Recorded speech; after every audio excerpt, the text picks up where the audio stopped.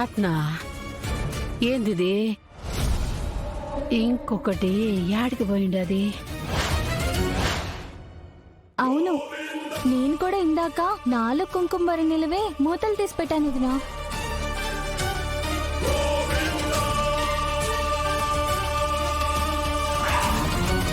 ఏయ్,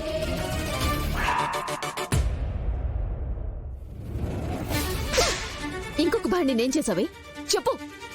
నువ్వు తీసుకున్నావు కదా, మర్యాదగా చెప్తున్నాను, దాన్ని బయటికి తీవే.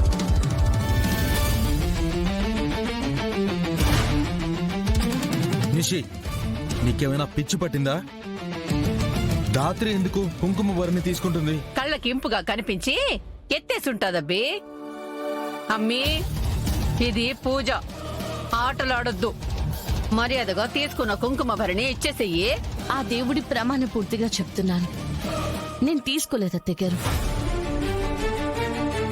నువ్వు తీసుకోకపోతే నా రూమ్ లో నేను పెట్టినప్పుడు ఉన్న 5, 4 ఎలా అయ్యాయే? అరే నిజంగా నాకు తెలియదు నిషి. తెలియదంటుంది కదా నిషి, వదిలే.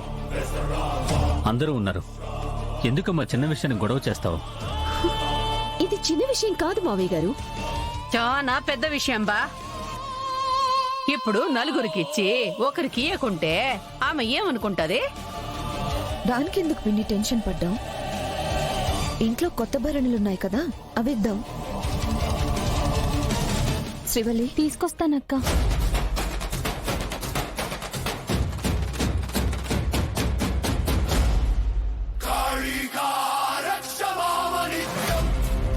తీసుకో అమ్మా.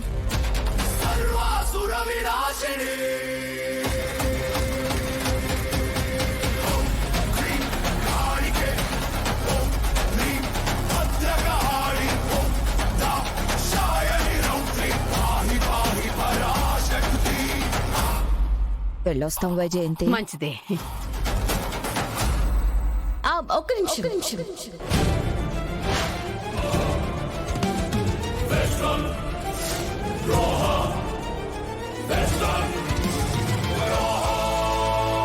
మళ్ళీ ఏమింది? మిగిలిన వాళ్ళ దగ్గరున్న కుంకుమ భరణిలు కూడా నువ్వు దొంగతనం చేసే వరకు ఊరుకోవా? పంతులు గారు ఆ కుంకుమలో పూజ చేసిన కుంకుమని యాడ్ చేసి ఇమ్మని చెప్పారు కదా నిషి, మర్చిపోయావా?